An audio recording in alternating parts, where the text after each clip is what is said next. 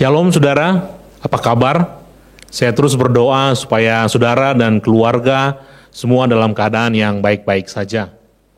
Saudara, tema kita dalam bulan Juni ini, saudara, Tuhan adalah sumber.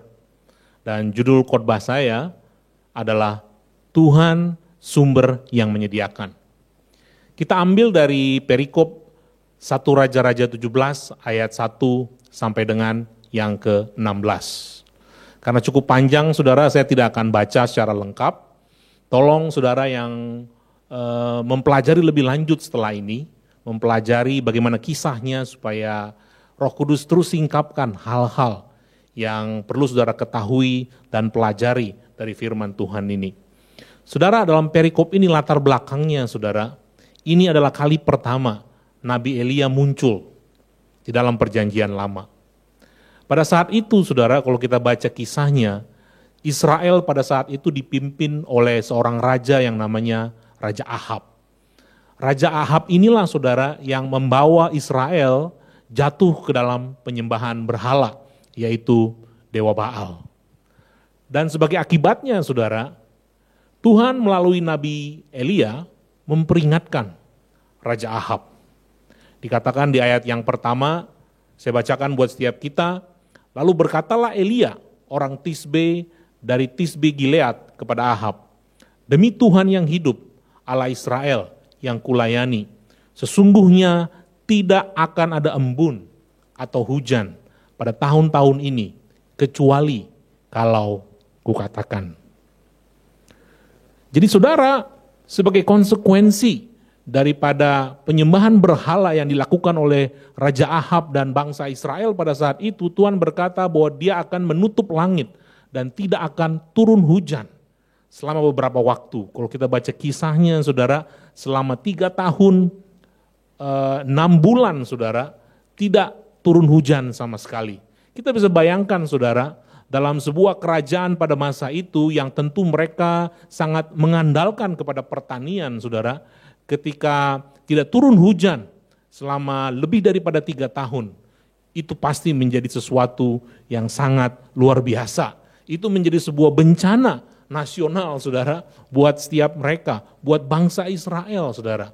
Dan tentu kita bisa bayangkan pada saat itu, tentu banyak daripada orang-orang Israel yang akan mengalami kesulitan, kesukaran dan juga kekurangan. Saudara, Allah berjanji kepada bangsa Israel bahwa dia akan menjadi Jehovah Jireh, Allah yang menyediakan, Allah yang menjadi sumber, dan dia juga berjanji tentunya untuk kita semua. Tapi saudara, paling enggak ada 2 alasan yang saya pelajari dan saya mau bagikan kepada setiap saudara, kenapa Allah juga bisa mengizinkan satu masa-masa di mana kita sebagai umat Tuhan juga mengalami kekurangan. Yang pertama, saudara, saya pelajari karena umat Tuhan menyimpang kepada Allah yang lain. Dalam Ulangan 11 ayat 16 sampai dengan yang 17 dikatakan demikian, saudara, hati-hatilah supaya jangan hatimu terbujuk, sehingga kamu menyimpang dengan beribadah kepada Allah lain dan sujud menyembah kepadanya. Jika demikian, maka akan bangkitlah murka Tuhan terhadap kamu, dan Ia akan menutup langit, sehingga tidak ada hujan, dan tanah tidak mengeluarkan hasil, lalu kamu lenyap dengan cepat dari negeri yang baik yang diberikan Tuhan kepadamu. Itu alasan yang pertama, saudara. Ketika mereka menyimpang, ketika umat Tuhan menyimpang beribadah kepada yang lain, mengandalkan kepada ilah-ilah yang lain, saudara. Itu alasan yang pertama. Dan alasan yang kedua, saudara, Tuhan bisa izinkan, saudara, kekurangan di dalam masa-masa hidup kita karena Tuhan mau menguji iman kita. Jadi dia berikan kekurangan, saudara, untuk sebagai sebuah ujian untuk umat Tuhan. Dari mana saya tahu, saudara? Kita baca dalam Ulangan 8 ayat 2 sampai dengan yang ketiga dikatakan demikian, ingatlah kepada seluruh perjalanan yang kau lakukan atas kehendak Tuhan Allahmu di padang gurun selama 40 tahun ini, dengan maksud merendahkan hatimu dan mencobai engkau. untuk mengetahui apa yang ada dalam hatimu, yakni apakah engkau berpegang pada perintah-perintahnya atau tidak. Jadi ia merendahkan hatimu, membiarkan engkau lapar, dan memberi engkau makan mana yang tidak kau kenal, dan juga tidak dikenal oleh nenek moyangmu, untuk membuat engkau mengerti bahwa manusia hidup bukan dari roti saja, tetapi manusia hidup dari segala yang diucapkan Tuhan. Saudara, mungkin dalam hidup kita hari ini, saudara, kita nggak pernah menyembah patung, saudara, menyembah dewa-dewa, saudara, mungkin itu sudah lama, saudara, kita tinggalkan dan kita nggak pernah berhubungan dengan hal-hal yang demikian. Tapi jangan-jangan, saudara, secara nggak sadar mungkin, saudara, ada hal-hal yang lain yang sedang kita andalkan lebih daripada Allah, saudara. Barangkali kita mengandalkan lebih kepada pekerjaan kita. Barangkali kita lebih mengandalkan kepada usaha, kepada bisnis kita. Atau lebih mengandalkan kepada kemampuan, kepada diri sendiri, saudara. Dan tentu kita perlu bertobat, saudara, kalau Tuhan izinkan itu terjadi dalam hidup kita, saudara. Atau mungkin saudara berkata, enggak, saya enggak pernah mengandalkan yang lain. Saya selalu mengasihi Tuhan, mengandalkan Tuhan. Tapi kok kemudian ada satu masa di mana Tuhan izinkan saya mengalami kekurangan. Berarti saudara alasan yang kedua, dia izinkan itu sebagai ujian. Dan kalau dia izinkan kita mengalami ujian, berarti saudara ada satu maksud supaya kita naik kelas, saudara. Seorang siswa, saudara, enggak akan pernah naik kelas tanpa melalui ujian. Demikian juga dengan saudara dan saya. Jadi dalam kisah ini, saudara, kita sangat mengerti bahwa Elia ada di tengah-tengah situasi yang sulit di seluruh negeri, saudara. Dan kemudian kita lihat Allah berfirman kepada Elia dalam situasi yang sulit seperti itu, saudara. Ayat 3 dan 4, saya bacakan buat setiap kita, pergilah dari sini, berjalanlah ke timur, dan bersembunyilah di tepi sungai Kerit, di sebelah timur sungai Yordan. Engkau dapat minum dari sungai itu, dan burung-burung gagak telah aku perintahkan untuk memberi engkau makan di sana. Saudara, kita lihat apa yang menjadi isi perintah Allah buat Nabi Elia. Yang pertama, saudara, Tuhan Allah perintahkan untuk Elia pergi, saudara.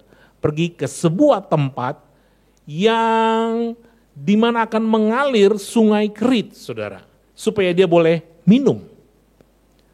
Kalau begitu makannya bagaimana? Nah, yang kedua, saudara, Allah memerintahkan burung gagak, saudara, untuk menyediakan makan buat Nabi Elia. Dikatakan bahwa burung gagak itu akan mengantarkan setiap pagi dan petang, secara teratur, saudara, pagi dan petang, saudara, nggak pernah terlambat.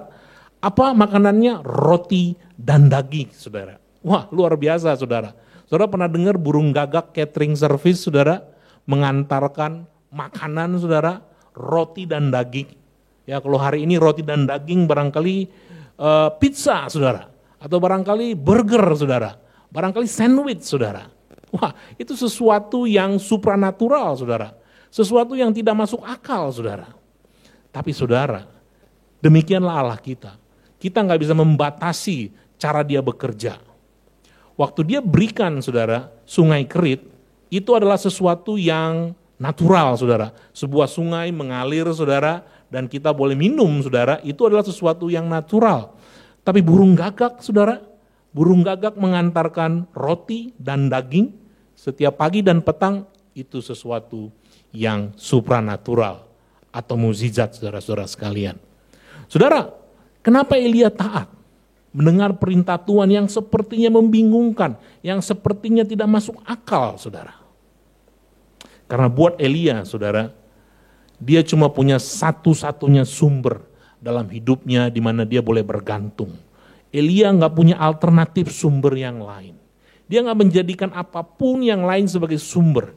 Dia cuma punya satu sumber, yaitu Allah sendiri dalam hidupnya. Ketika sumber itu berfirman, yaitu Allah, maka dia taat dan dia ikuti, saudara. Masalahnya dengan kita, saudara, kadang-kadang kita punya banyak pilihan. Kadang-kadang kita punya banyak alternatif, saudara. Waktu Tuhan berfirman dan kita dengar firman-Nya kurang cocok dengan pengalaman kita, kurang cocok dengan pikiran kita, maka kita mencari alternatif yang lain, yang lebih cocok dengan pengalaman kita, yang lebih cocok dengan akal pikiran kita. Dan sebenarnya kita tidak sedang menjadikan Allah sebagai satu-satunya sumber, saudara.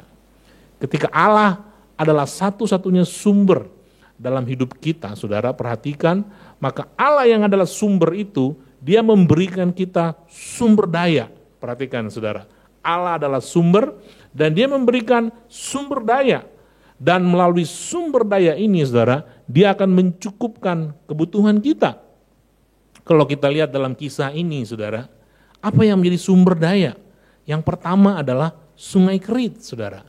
Sungai Kerit adalah sumber daya yang natural, yang alamiah, saudara, yang Tuhan berikan sehingga Nabi Elia boleh memperoleh minum, saudara. Dan apa sumber daya yang lain? Burung gagak, saudara, dengan roti dan daging sebagai sumber daya yang supranatural, saudara, supra-alamiah. Dia juga sediakan sehingga Nabi Elia juga boleh dicukupkan kebutuhan makannya, saudara. Saudara, dalam hidup kita, saudara, kalau Allah yang adalah sumber, saudara, maka dia memberikan kita sumber daya, saudara. Kita tentu bersyukur, saudara, kalau kita punya pekerjaan. Pekerjaan itu adalah sumber daya yang Tuhan percayakan dan berikan kepada kita. Kita bersyukur kalau kita punya usaha, kita punya bisnis, saudara. Karena itu semua adalah sumber daya buat setiap kita, saudara. Masalahnya adalah, saudara, kadang-kadang, saudara, tanpa sadar, saudara, kita menjadikan sumber daya itu menjadi sumber, saudara. Di mulut, saudara, kita mengaku bahwa Allah adalah sumber, tapi dalam prakteknya secara nggak sadar, saudara, perlahan-lahan tanpa kita sadar, saudara, kita menjadikan sumber daya, menjadikan sumber, menjadikan pekerjaan kita, maksud saya, menjadikan bisnis kita sebagai sumber dari penghidupan kita, saudara. Saudara, kalau itu yang terjadi, saudara, kita akan kecewa, saudara. Kenapa, saudara? Karena sumber daya yang Tuhan berikan kepada kita bisa menjadi kering, saudara. Benar, saudara, sumber daya itu bisa menjadi kering. Tapi kalau Allah adalah sumber, sumber itu enggak akan pernah kering, saudara. Sumber itu terus bisa mengalir, saudara, dan akan terus mengalir. Dari mana saya tahu, saudara? Coba kita lihat firman Tuhan berikutnya, saudara, di ayat yang ke-7, dikatakan demikian, tetapi sesudah beberapa waktu, perhatikan, saudara, tetapi sesudah beberapa waktu, sungai Kerit itu, saudara, menjadi kering. Kenapa? Sebab hujan tiada turun di negeri itu. Kok bisa kering sumber daya yang Tuhan berikan kepada Nabi Elia? Ya karena Tuhan berkata bahwa dia tidak turunkan hujan selama 3,5 tahun, saudara.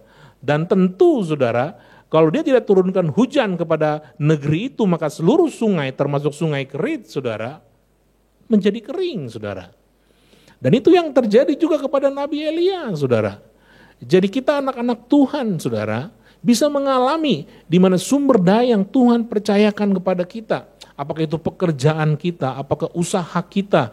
Karena satu dan lain hal, karena situasi yang sulit, saudara, maka pekerjaan kita bisa menjadi kering, saudara.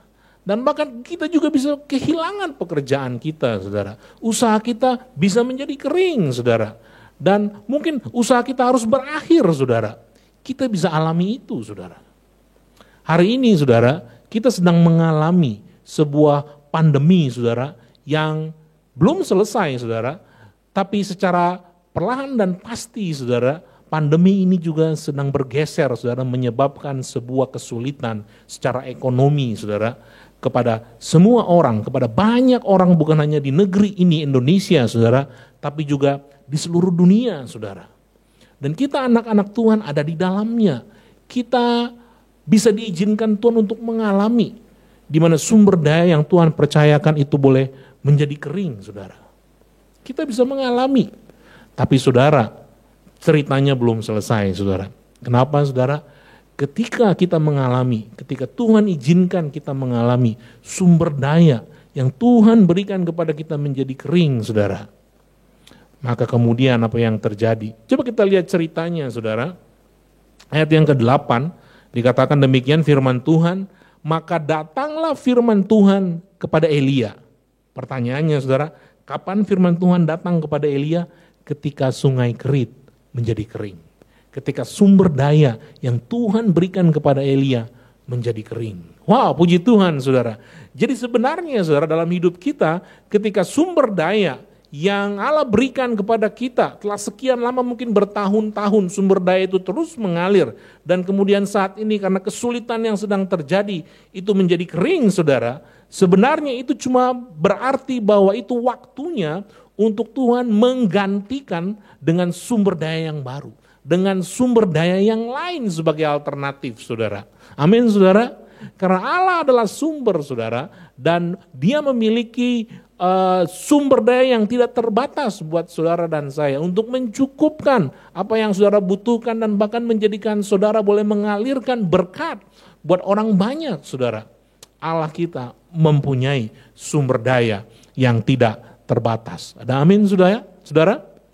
Jadi kita nggak perlu kecewa saudara, kita nggak perlu bersedih saudara, dan kita kemudian barangkali menjadi tertuduh karena saudara berkata, aduh saya sudah mengasihi Tuhan, saya sudah melayani Tuhan, tapi mengapa sumber daya saya menjadi kering?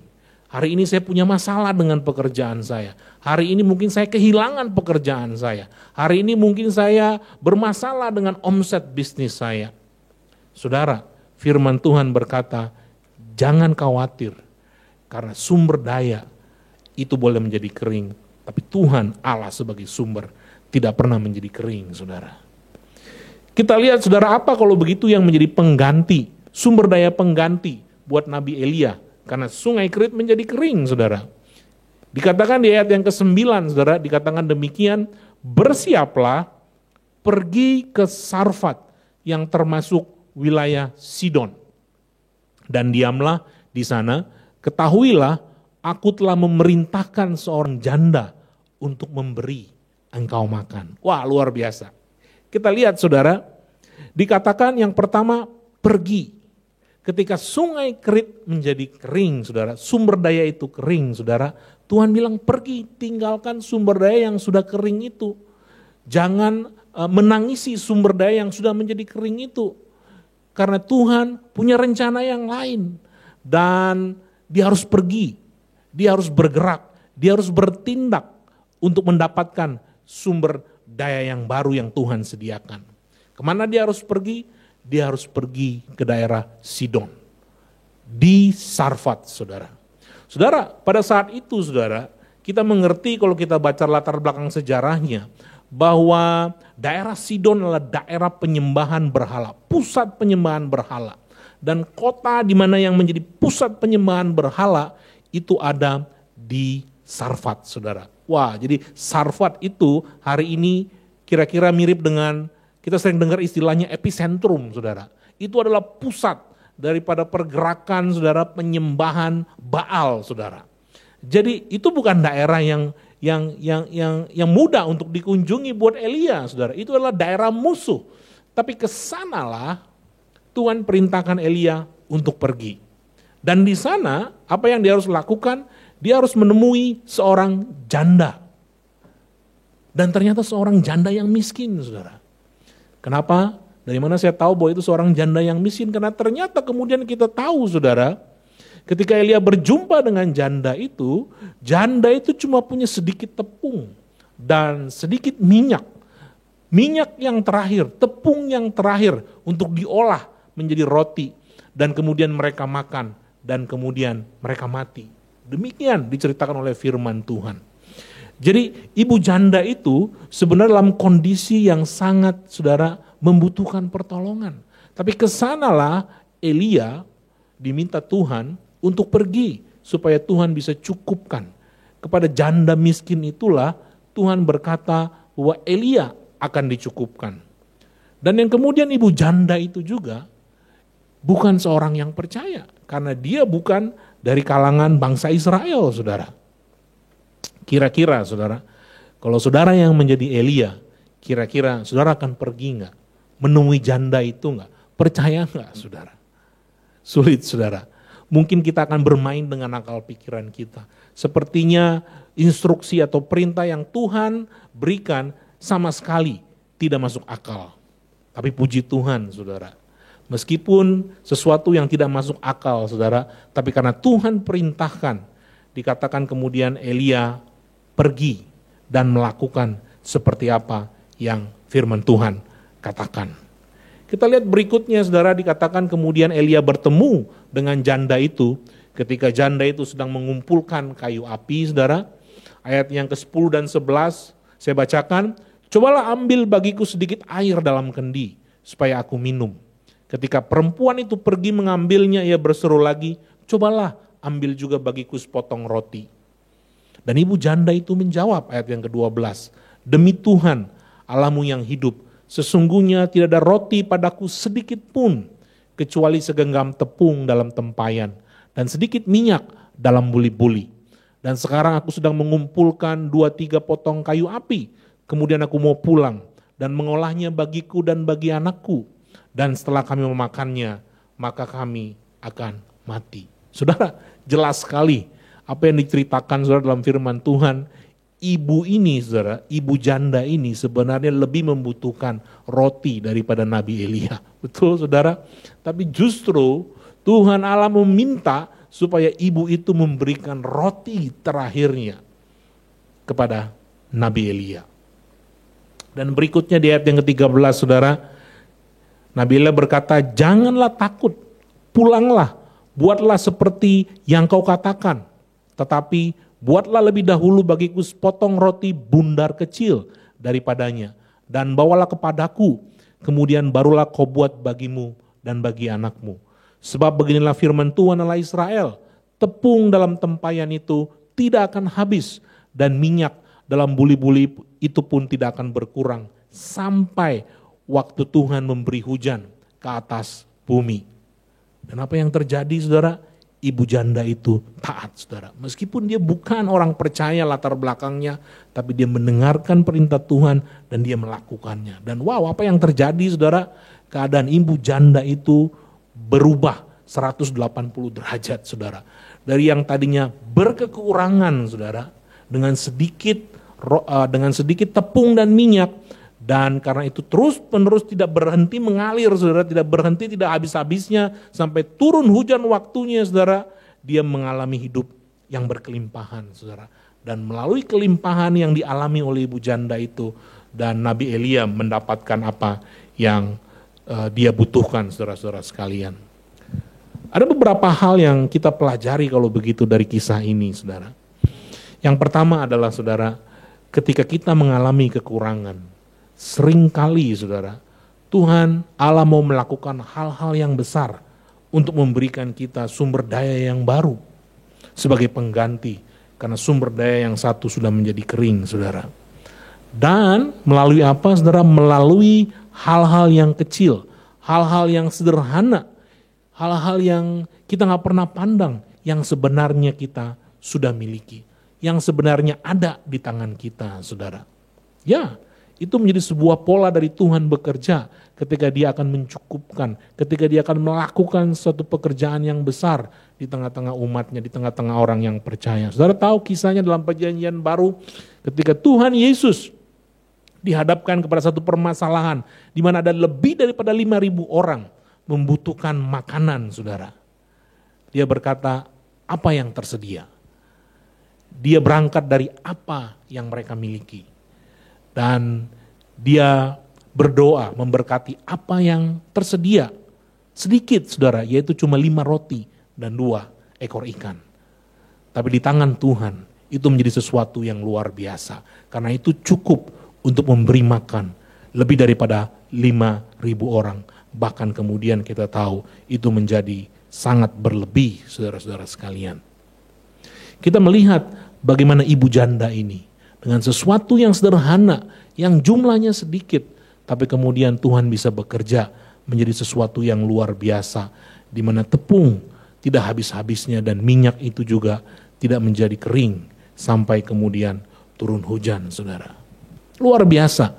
Cuma yang menjadi masalah kadang, saudara, kita terlampau fokus dengan masalah yang kita hadapi. Sehingga kita nggak melihat apa yang kita miliki.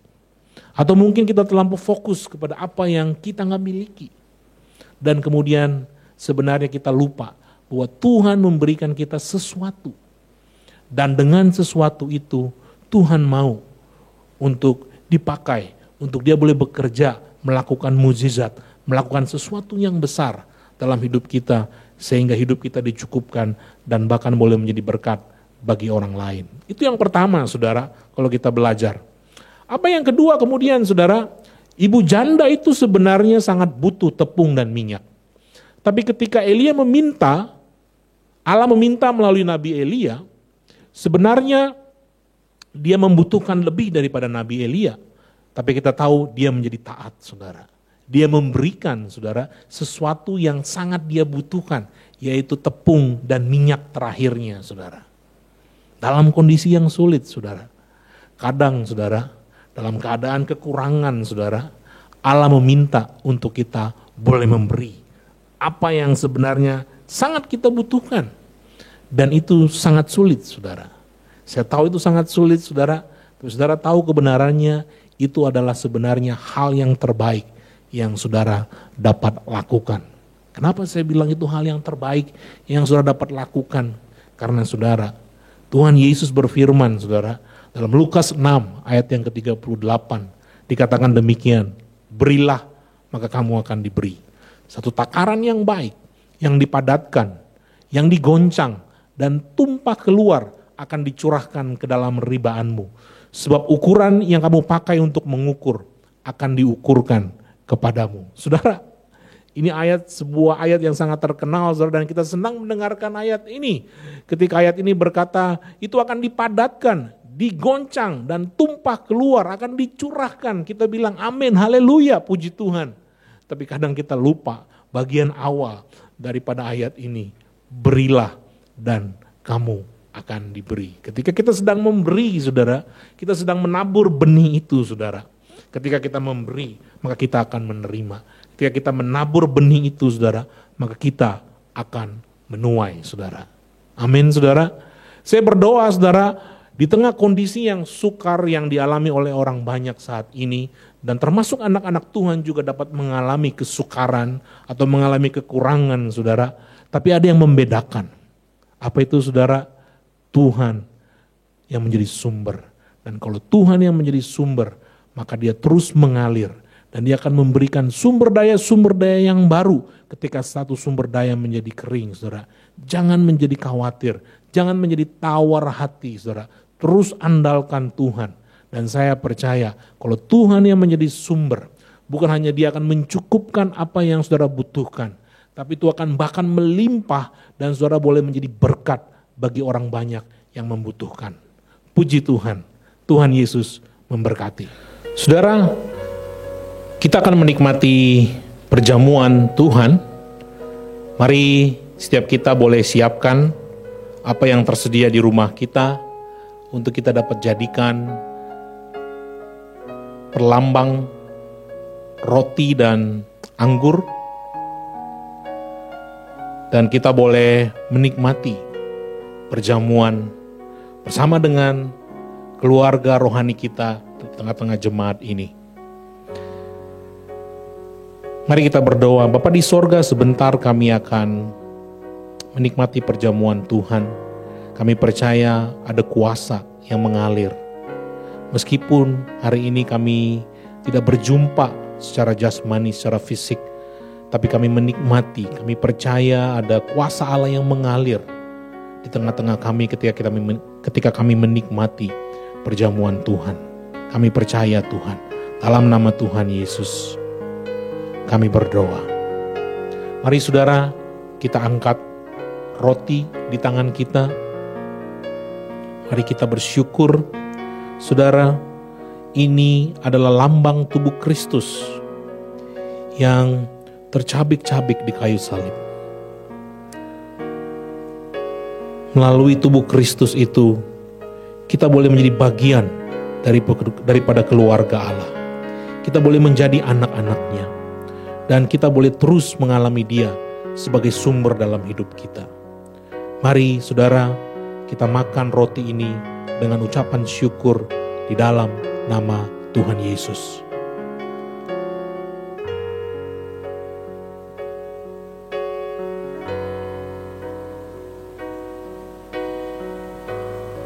Puji Tuhan.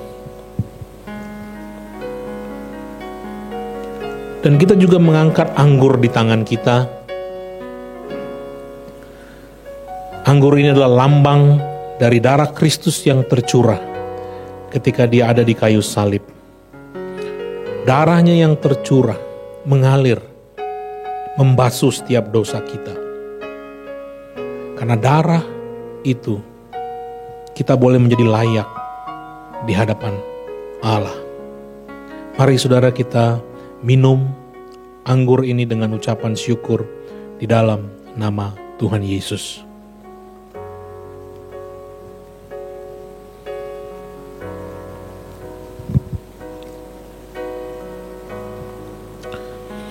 Terima kasih Tuhan, kami mengucap syukur buat perjamuan ini Tuhan. Kami percaya Tuhan bahwa setiap kami memperoleh kekuatan secara rohani, secara jasmani Tuhan, kami percaya ada kuasa yang sedang mengalir buat setiap kami, menguatkan setiap kami yang lemah, memberikan sukacita ketika kami sedang berduka cita. Kami percaya Tuhan bahwa kami adalah anak-anak Tuhan dan Engkau adalah Bapa yang selalu bertanggung jawab buat hidup setiap kami anak-anak-Mu. Terima kasih Tuhan. Nah saudara sekalian, ibadah kita sudah selesai dan marilah kita bersyukur dan berdoa untuk apa yang Tuhan sudah kerjakan melalui ibadah kita saat ini saudara. Mari kita berdoa. Bapa di sorga, kami bersyukur buat hadirat-Mu Tuhan dalam keseluruhan ibadah kami Tuhan dari awal sampai akhir. Kami bersyukur Tuhan buat semua itu Tuhan.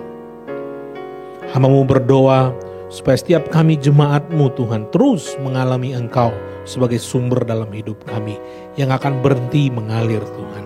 Kami bersyukur buat setiap sumber daya yang Tuhan sediakan buat kami, tidak terbatas. Terima kasih Tuhan. Tuhan Engkau kuatkan setiap jemaat-Mu yang sakit. Tuhan jamah dan Tuhan sembuhkan. Yang mengalami kesulitan dalam ekonomi, dalam keuangan, dalam pekerjaan, dalam usaha mereka, Tuhan tolong berikan hikmat untuk mereka boleh mengerti apa yang menjadi rencana Tuhan. Kalau memang Tuhan akan mengganti dengan sumber daya yang baru, berikan mereka kepekaan untuk boleh mengerti. Dan biar mereka boleh percaya, memperoleh iman untuk mereka boleh melakukan apa yang Tuhan kehendaki dalam hidup mereka. Sehingga hidup mereka boleh terus dicukupkan dan bahkan berkelimpahan dalam setiap berbagai kebajikan. Terima kasih Tuhan. Mari setiap kita mengangkat tangan kita dan kita akan menerima berkat dari Tuhan. Terimalah berkat dari Allah Bapa kita dan terimalah kasih dari Yesus Kristus Tuhan kita dan terimalah penyertaan daripada Roh Kudus. Itu semua yang menyertai hidup kita sampai selama-lamanya. Di dalam nama Tuhan Yesus, setiap kita yang percaya dan telah diberkati oleh Tuhan, mari kita katakan amin. Selamat hari Minggu, Tuhan Yesus memberkati. Shalom, selamat hari Minggu Bapak Ibu Saudara terkasih dalam Tuhan. Hari ini kami akan sampaikan beberapa informasi seputar kegiatan di Gereja Abalov Depok. Yang pertama, berita sukacita. Telah lahir ke dunia Avariela Eklesi Ziel, anak kedua dari Bapak Hendra Susanto dan Ibu Cindy Adelia, pada hari Senin, tanggal 1 Juni 2020. Pada hari Jumat, 5 Juni 2020, kami telah membagikan paket sembako tahap 4 kepada setiap jemaat yang membutuhkan. Dan total keseluruhan paket sembako yang sudah disalurkan adalah sebanyak kurang lebih 340 paket. Kami mengucapkan terima kasih kepada Bapak Ibu Saudara yang sudah terlibat dalam memberi, baik dalam bentuk dana maupun dalam bentuk bahan sembako. Bagi Bapak Ibu Saudara yang rindu untuk memberikan bantuan kepada jemaat yang membutuhkan, maka bantuan dapat diberikan dengan cara sebagai berikut. Apabila bantuan diberikan dalam bentuk bahan-bahan pokok, maka bantuan dapat diberikan dengan menghubungi sekretariat, yaitu dengan Bapak Monang di nomor 0821 13 0821 97. Apabila bantuan diberikan dalam bentuk dana, maka dana dapat ditransfer ke rekening BNI dengan nomor 390 309 3091 atas nama Gereja Yesus Kristus Tuhan, ataupun rekening BCA dengan nomor 391 301 9004 atas nama Gereja Yesus Kristus Tuhan.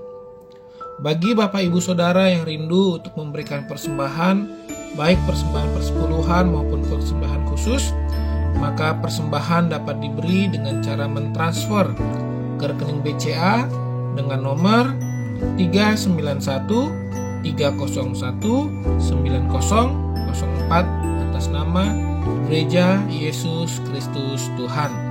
Demikianlah beberapa pengumuman yang dapat kami sampaikan untuk minggu ini.